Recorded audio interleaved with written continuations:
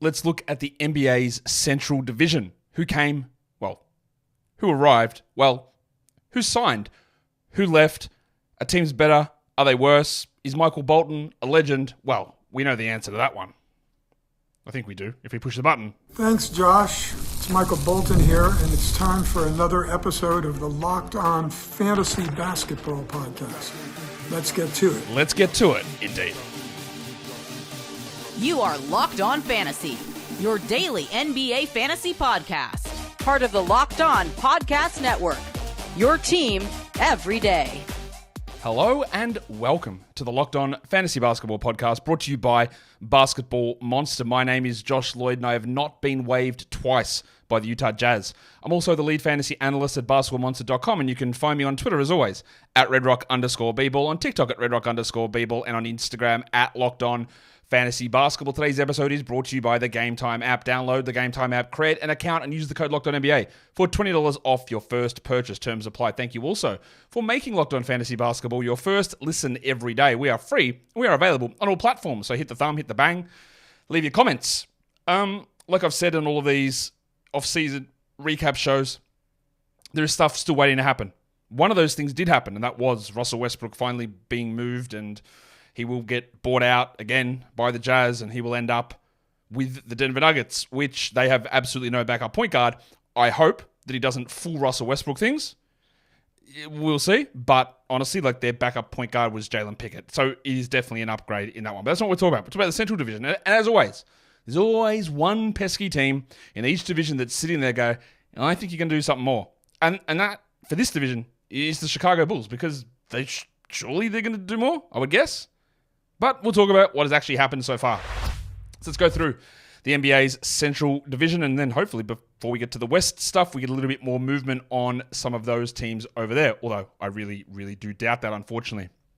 Let's talk about your Chicago Bulls, because they did have the 11th pick in the draft. They did select local legend and Lithuanian legend Matas Buzelis, and honestly, in Summer League, he's looked really good.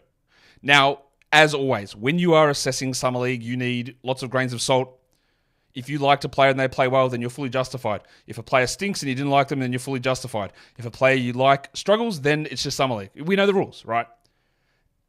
We can scrap all those rules. That's not what we're really going to talk about. What I think is important in Summer League, there are numerous things. It's the role the player's being used at, things that aren't shooting, but pay attention to the teammates. Because in an NBA game, and Summer League is NBA adjacent. It's basketball. It's NBA adjacent. Every team is going to score. Every team is going to rebound the ball. Every team is going to generate assists. The degree of those things varies. Every team will get a steal. Every team will take free throws. Every team will block shots. It'll happen. If you are bad, you don't have 0.0 rebounds, 0 assists. We see this in March and April in the NBA of bad players, or not good players, taking advantage of the fact that a team is going to score 80, 90, 100 points, irrespective of how bad they are. This is not to downplay Buzelis entirely, but when we look at what he's doing, look at his teammates on that Bulls team. Look who plays on that team. So we would hope, Jordan Walsh from last year's style, that he would be doing a lot, and he was. He was getting to the line a ton. He was getting a lot of the ball. What did stand out outside of the usage and scoring, which I'm not going to pay that much attention to for Buzelis, was the defensive stuff, which we saw flash in the G League Ignite, and it's the same thing here. The problem I have a little bit of is that him and Patrick Williams play the same position. I would hope that they try Williams at the 3, even though he is a 4, and I would hope we get good minutes from Buzelis. I think Buzelis is going to be a better player, or better fantasy player than Patrick Williams, and the shot blocking is really interesting, but all of the Summer League stuff is interesting if you pay attention to the right parts of it. The extreme usage, the extreme free throw attempts, that's not a realistic thing, because you're going to be playing with Kobe White, maybe Zach LaVine, maybe Nick Vucevic, maybe a bunch of other guys. I don't know. But the defensive stuff flashed. So overall, seems like a pretty good pick, but we can't overreact based on, again, just go and look at Jordan Walsh's numbers from Summer League last year. The Bulls have nobody else on that team, really. Realistically, there's no one there. Who arrives? Well, big fella. Stand by your man legend, Jalen Smith. I said this on the one of the shows the other day. I don't remember what it was, but I was told that Jalen Smith chose to sign with the Chicago Bulls because he believed he would have a chance to start. There are two ways that can happen. he's either better than Nick Vucevic, which he might be, or Vuce is traded. So we just keep an eye on Smith. I don't think there's really any minutes for him at the 4 with Patrick Williams and Matas Buzelis taking those minutes. But backup center, Andre Drummond role, minimum, and maybe more. So we keep an eye on Jalen Smith. Overall, decent contract. I'm iffy on him being a good player, but he's useful enough, especially if you're trying to lose. They bring in Josh Giddey for Alex Caruso. We can talk about the failures of the trade. I'm not going to, but we could. Giddey is young. Giddey will put up numbers. I think Giddey will put up numbers because the team is still a mess. Imagine if actually Lonzo Ball does play. I don't think he will. But imagine if Lonzo plays. There's Lonzo, there's Kobe White, there's Zach LaVine, there's Josh Giddey. Right, okay, there's Ayo Dosunmu. That's 5 guards, 4 of which are point guards. One's a shooting guard. I guess Giddey could play the 3. But then, as I said, there's Williams and Buzelis. So there's still a lot to sort of clear out here. Giddey is a downgrade from Alex Caruso without any question. He helps them lose a little bit more. He's not a bad player. He has limitations, and this team is thankfully not going anywhere. So he's going to put up okay numbers, but there's still a little bit of clearing out that needs to happen. They brought in Chris Duarte, who I just completely forgot existed. Terrible lottery pick at the time. Bad player in the NBA. Won't get minutes in Chicago. Unless they just clear out a bunch of guys. And they've got on an Exhibit 10, Marcus Damask. Of course, he went to Illinois. Of course he did. Who left? Well, the rabbit hunter Alex Caruso is gone. DeMar DeRozan is gone. You could argue, and I think you could argue relatively successfully, these were the team's 2 best players last season. No offense to Kobe White, but I would say Caruso and DeRozan were the team's best 2 players last year. So they're obviously worse. Caruso gone to the Thunder, DeRozan to the Kings. The Bulls made huge mistakes not getting off of these players earlier. We don't need to relitigate this, even though I will for the next 5 years. Javonte Green, who was their best power forward last season, he currently remains unsigned. Maybe he's back, but I think his knee might just be a real problem. The big avocado, Andre Drummond, goes to Philadelphia. He's replaced by Jalen Smith. And the big fella, Henri Drell, is not back on a 2-way. He was playing on their Summer League team, and the Summer League announcer called him Henry, which is obviously incorrect. So that's where your Chicago Bulls sit for this upcoming season. They're worse, but the 2 big things that are out there is, do they trade LaVine, and what do they get back? Knowing the Bulls, probably nothing. And do they trade Vooch, who they should never have traded for to begin with, and then they should never have re-signed? But, if you can compound a franchise-changing mistake with another one, you've always got to take that chance. You've always got to have that opportunity to be infinitely worse in a better way, if that makes sense. Because you didn't get worse. You just made your team outlook worse. And those 2 things are separate. The other question is Lonzo Ball. I have zero faith that Lonzo is going to play at all. Maybe he does, but the fact that this team has Kobe, has got Dosunmu, and they traded for Giddey makes me think that the Bulls don't think that Lonzo is going to be available to play either. But I don't know. I'd love for Lonzo to come back. And I said this on one of my shows a couple of months ago, and someone left a comment with a crying, laughing face, always the sign of awesomeness. When I said that Lonzo was an elite fantasy player, he shot 50% from line. Yeah, I don't care. He's like a top 20 fantasy player. There's literally no debate about this. He will never get back to that. I'm pretty confident. I just want to see him play because he was a cool player. Today's episode is brought to you by the GameTime app. GameTime is now an officially licensed ticket marketplace of Major League Baseball. And one of the best things about GameTime, you can tell by the name of the site, is that the tickets get cheaper the closer you get to GameTime. So you get the alerts on your phone, the flash deals. They go, hey, something's going on. Game right now in your area, 1 hour to go. Discounted tickets. You go, I could go to a ball game. I was in the States for 10 days. I went to 2 games over there. I loved it. So nice, so relaxing. One win for the team I was supporting and 1 loss, but that's okay. We move, as the kids would say. But if you want to move and get tickets to an event, GameTime is the one for you. Last minute deals, saving up to 60% on tickets if you wait until closer to game time. And Game Time allows you to take the guesswork out of buying all tickets, but especially at this time of year, Major League Baseball tickets. Download the Game Time app, create an account, and use the code LOCKEDONNBA for $20 off your first purchase. Terms apply. Again, create an account and redeem the code LOCKEDONNBA for $20 off. Download Game Time today. Last minute tickets, lowest price guaranteed. I wonder how many times I have to say, Gen Z slang in order to make it lame. We'll figure out over the course of the next few weeks. So, Don't forget to check out Locked On Sports Today across on YouTube, 24/7 live channel where you don't have to listen to people who don't know what they're talking about, talk about your favorite sports, and then get raged at the TV while they make tens of millions of dollars. We don't make tens of millions of dollars. We just talk about things that we know about. Over at the Locked On Podcast Network, let's talk about the next team. It is boring. It's the Cleveland Cavaliers. Now, it'd be very easy for me to tell you that they got better because they upgraded at coach, which they did. Kenny Atkinson in for JB Bickerstaff, which I believe is very firmly an upgrade. I have never been a Bickerstaff fan. Didn't like his coaching in Houston. Didn't like his coaching in Memphis. Thought he had some much better moments in Cleveland, but still some significant failures at times. But he did improve quite a bit. We'll see how he goes in Detroit, which we'll talk about soon. But I think Atkinson's a very clear upgrade here. You'd hope that he is because there's nothing else that happened. They currently have signed nobody. Not a single player has been signed by the Cavs. They did draft Jalen Tyson at pick number 20. Can't wait to talk about him in the Summer League recap. He's looked really, really good. He's a player that rose pretty steadily on my board prior to the draft. And I think I ended up having him about, let's say, between 17 and 21. In that zone, and that's where he got picked. Bit of a do-it-all guard and, ostensibly could replace what Karis LeVert does on this team. I don't expect him to have a sizable role initially. One thing we do need to watch with the Cavs is Kenny Atkinson has a very, very clear philosophy in that I do not overwork my players. I will run 10-man rotations, 11-man rotations, 32, 33 minutes. Remember the old Bucks under Budenholzer where Giannis would play like 32, 33 minutes. Remember Atkinson and the Nets, 11-man rotations every night. Depth is important. Now, it's going to be hard for depth to be important when you've got 12 guys on your roster, which is what they currently do. So they need to make some moves to improve that, but just be aware that the 36 a night for Mitchell and Garland and big minutes for the centers may not be what happens. Isaac Okoro remains unsigned. He's a restricted free agent. I expect that Okoro returns, but I also expect that we'll never care about him for fantasy.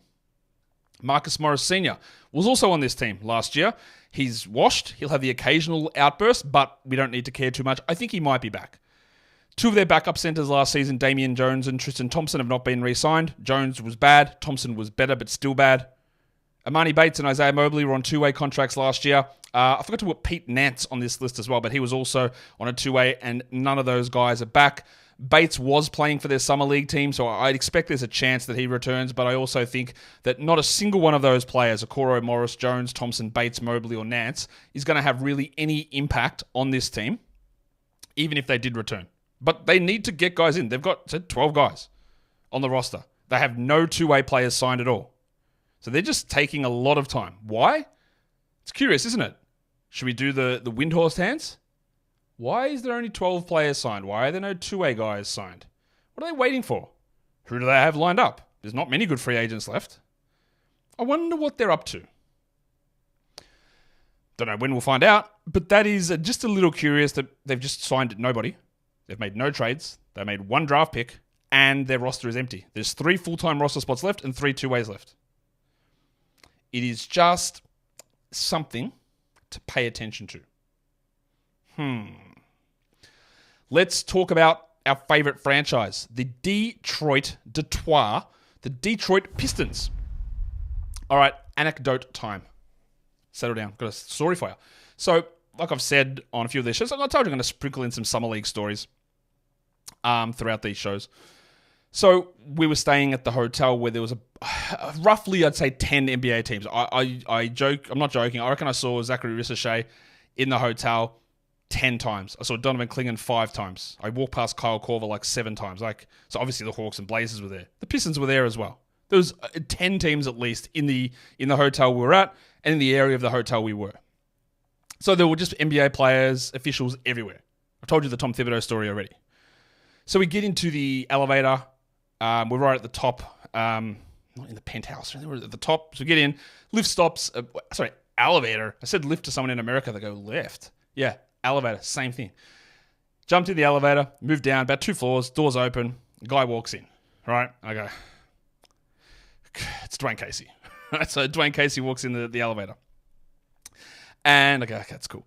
And then the door goes to close and it reopens, and then I can't remember exactly what happened, but it was like one of us, I can't remember who it was, whether it was me, was my partner, whether it was Dwayne, thought we were at the lobby and went to get out, but we weren't. We'd only gone down like a floor or two. And then Dwayne's like, yeah, that always happens. Like, yeah, you're not paying enough attention, right? And we're like, yeah, that's cool. So we're laughing. And then, yeah, because if there's one thing that I've said about, well, two things that I've said about Dwayne Casey, I think he's not a very good NBA coach.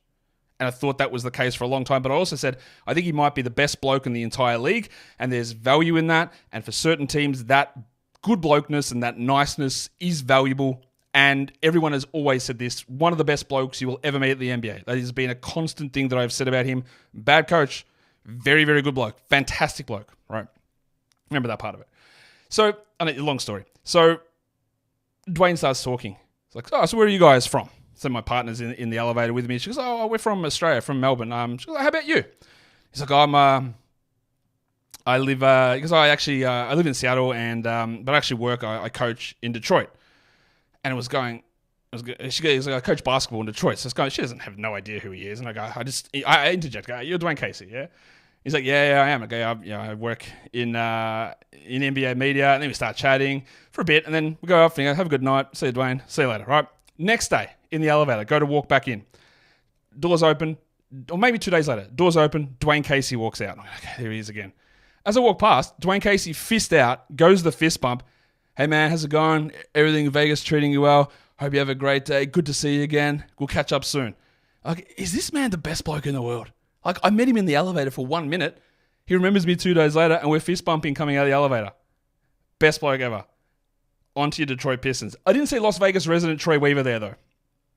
Detroit Pistons, that's a terrible... Is it a good story? I don't know. It was funny. I laughed a lot. Haha. All right, the Pistons, pick 5. Surprised a lot of people by going with Ron Holland, the second, old Dutchie, at that selection. Holland was okay at Summer League. Some really bad shooting numbers, which we knew. But I thought his feel was solid enough. Thought his pressure on the rim was solid enough. If one thing we know in Summer League, though, is the shooting percentages, they're pretty much irrelevant. Not that he's going to be a good shooter, but that's not really the point. I thought he was solid enough. I don't think he's going to have a large enough role this season for us to matter, but he was solid enough. The guy that popped was number 37 pick Bobby Klintman, who, when he plays for his Swedish national team, sort of does everything. He passes, he defends, he rebounds, he rim runs, he shoots. But in certain spots, in Cairns and in Wake Forest, he hasn't really done that. But he did in Summer League. His passing was awesome. He's like 6'10", 6'11", like he's legitimately big. I thought he looked awesome. There's no real rotation spot because Fontecchio, Tobias Harris, Asar Thompson, Ron Holland all exist playing the 3, 4, 5, however you want to frame those guys. Obviously, none of those guys are fives, actually. But Klintman was really impressive. Just not going to play huge minutes this season. Just keep an eye on him, but I thought he looked great. But look at the changes on this roster with Trajan Langdon coming in, with JB Bickerstaff as the coach. Tobias Harris, Tim Hardaway Jr., Paul Reed, Malik Beasley, Wendell Moore Jr., and Denise Jenkins, who was pretty good in Summer League. I thought Denise Jenkins, who they signed to a two-way, was much better than Marcus Sasser. I thought he looked solid enough as a third to fourth string point guard. I thought he looked really good. Adding Hardaway could be annoying for us, like in terms of what happens with Ivy and Thompson and these sort of players, because he's just good enough that a coach respects him to play him, but he's also terrible enough that we don't care for fantasy and he just mucks up everything else. Harris is going to get minutes, role, number 2 in usage. He'll be mid across most categories, marginally above average, and have good numbers. He doesn't provide anything long-term for their future, but he's a good player that stabilizes other guys around them. And I think that's fine. He could drop off the face of the earth completely, though, given his age and in his Tobias Harrisness, but it's fine. Malik Beasley, is he better than Tim Hardaway? Possibly. He's a more willing shooter. He's a better shooter. And again, these guys, adding Beasley, adding Hardaway, does hurt whatever the hell is going on with Jaden Ivey, which I'm very much losing confidence that he is remaining in Detroit. They also bring in Paul Reed. They didn't just sign Paul Reed, they claimed him off waivers with 2 more years left on that deal.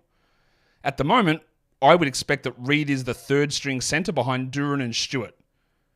So we have no real faith of any sort of big role or minutes, and the Paul Reed dream is dead. Right? It's just not going to happen.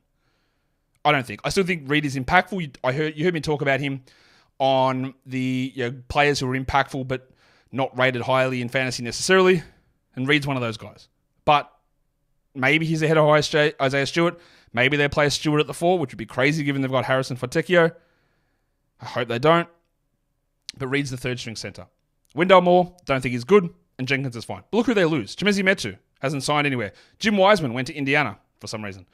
Evan Fournier, not signed anywhere. Quentin Grimes, they gave to Dallas. Insane trade. Stanley Amude, he's moved into this division as well, to another team. Jared Roden, Malachi Flynn, Troy Brown Jr., Taj Gibson, gone to the Charlotte Hornets. Jalen Noel, and Buddy Boeheim. Just cut a lot of garbage out of this rotation. They are, without question, better this season than the Detroit Pistons. Are they 15 wins better? Are they 12 wins better? Are they 5 wins better? What did they win last year? 14 games or something? It's very easy to see. Look, they could very easily, maybe not very easily, but if they came out and won 20 more games, go to 34, I'd go, oh yeah. You brought in legitimate NBA players, a coach who wants to be there, a year of development from Cunningham and Thompson and Ivy, if he's even there. They could jump up a lot. They are undoubtedly better, and they are not, even though there's still a lot to work on, they are not the worst team in the league, I think, at this point. I think. Maybe.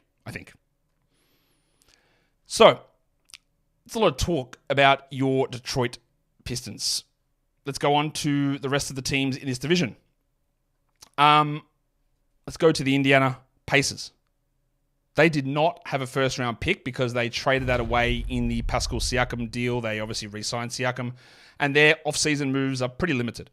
They did have 3 second-rounders, the dildo John Furphy at 35, Tristan Newton at 49, and Enrique Freeman at number 50. I had Furphy close to the lottery. I think I ended up with him at 14, so in the lottery, and he slid to the second round, which I thought was egregious. And I thought at Summer League, I thought he looked great. I thought that, I watched, I think, 2 of his games. Summer League's still going, so I don't know how it all goes, but I watched 2 of his games, and I went, I'm justified having him in that spot. Not all of my high ones were justified in Summer League, absolutely not. But I would say that him at 35 seems silly at this stage. Could he maintain a rotation role on this team this year? I'm not going to put it out of the discussion, but he's probably a 2 and a 3, and they're trying to squeeze minutes for Jarris Walker at the 3, so I'm not really sure. But could Furphy end up being a better player than Aaron Nesmith? Like, pretty easily. Could he end up being better than Andrew Nembhard? Different player, but yes. Could he be better than Ben Mathurin? Yes. This year, no, but long-term, maybe. So I still really like Furphy, and I think they got a really good deal there. 49, Tristan Newton, I think he's just sort of a plotter. Nothing too interesting there. Enrique Freeman, unbelievable rebounder, but really short as a center. He just won't play very much. I'm imagining that he's just not going to be a part of things too much this season. The only guy they bring in is Jim Wiseman to replace Jalen Smith. So I know there are a lot of people that go, well, maybe Wiseman's going to be the backup center, and we'll see if the up-tempo offense can unlock him. Like, at this point, James Wiseman, to me, is the third-string center and a complete non-factor. He is significantly worse than Isaiah Jackson. That can obviously change depending on how Carlisle wants to use things, but at this stage, I think we have a level of confidence that Jackson is the backup and that Wiseman's the third string. But we have seen Carlisle move those guys back and forth. There is zero that James Wiseman has done in the NBA to suggest that he is anywhere close to as good as Isaiah Jackson, let alone Miles Turner. So we don't need to worry about that. So who's out? Jalen Smith, gone to Chicago. Dougie McDirt, who came across in the Buddy Hield trade. He hasn't been signed anywhere. James Johnson, I believe James Johnson will return to this Pacers team as an enforcer-type player. We know that. Oscar Tshiebwe, Quentin Jackson, Isaiah Wong were the two-way guys last year. Tshiebwe is the only guy I could see them bringing back. Got one really elite skill, and that's rebounding, but not much else. But overall, look, I think that their team is neutral. They lose Smith. They get Wiseman. That's a downgrade. But adding Furphy balances it out, makes them neutral. And then hopefully we don't have Tyrese Halliburton gunning for games played minimums and playing through a hamstring and ruining the end of their season, even though they got to the conference finals. The last team we talk about is your Milwaukee Bucks, who I think got better. I think as we go through this, we'll see why. AJ Johnson, I did not like that pick at all. At pick number 23, he is incredibly young and incredibly skinny, but I thought he looked much better than I thought he would at Summer League. Again, you got to have a look at who's on that team. It was him. It was rookie Tyler Smith. It was Marjon Beauchamp. It was Andre Jackson. It wasn't like huge usage players, or it wasn't a situation where he was sharing with a lot of high-level prospects. But Johnson was much better than I thought. He looked more like high school prospect AJ Johnson than NBL player AJ Johnson. Now, of course, the coach is Glenn Rivers, so he'll play 5 minutes total this season. Tyler Smith had some real struggles, and I was really high on Tyler Smith. I think that archetype of a shot-blocking, shooting power forward who was the best player of the G League Ignite prospects in the G League shot the ball from the NBA line at 37%, which is a huge skill to me. They played him off the bench in some league, which is a little bit weird. I don't really know why they did that. Chris Livingston was playing the 4 a lot, who I didn't think was popped that much, even though he scored okay. Smith's shot looks good. I think that was fine. I think he had some struggles adjusting, but irrespective, this is, again, a spot where he's not going to play. Long term, I think he can be a Bobby Portis replacement on this squad, and I think he could move into something better. But he's just not going to do anything on this team for a year or two, I would guess. They bring in DeLon Wright, Taurean Prince, Gary Trent Jr. on minimum contracts. They are all gigantic W's. Are they game changers? No. Trent is a better player, I think, than Malik Beasley. Don't get it wrong. Gary Trent might get steals. He's a bad defender. But he does shoot a lot. He does take some curious 2-point jumpers, which he shouldn't. I think at times he's overrated significantly. Hence why there only was a minimum market for him. Well, overrated by the public, maybe not by teams. But DeLon Wright, as a backcourt pairing with Lillard. Now, Trent will start, but Wright will play a lot with Lillard. Wright is an elite defender, an elite passing lane guy, a better Patrick Beverley, so to speak, who is gone and playing in Israel. So that's an upgrade. Trent over Beasley is an upgrade. Prince over Crowder is an upgrade. They upgraded all those minimum positions. Beasley and Beverley, both gone, new teams. But Crowder hasn't signed. The Italian cock Danilo Gallinari was on this team. He hasn't signed. Thanasis Antetokounmpo, I believe, tore his Achilles, so he's not signing. And Ty Washington, one of the only Kentucky guards not to have any success. Maybe hope he catches on. I've still got marginal level of faith, but not really. But overall, look, they got better. DeLon, Prince, and Gary Trent, upgrades over Beverley, Beasley, and Crowder. And I don't really think that's remotely close. So, that is the end of looking at the Central Division. Do you agree with my assessments of who got better and who got worse? Could Milwaukee push for a top 2 seed in the East this season? Don't know. But you can push the thumbs up on this video and you can subscribe. And you can leave your comments. Guys, we are done here. Thank you so much for listening, everyone. See ya.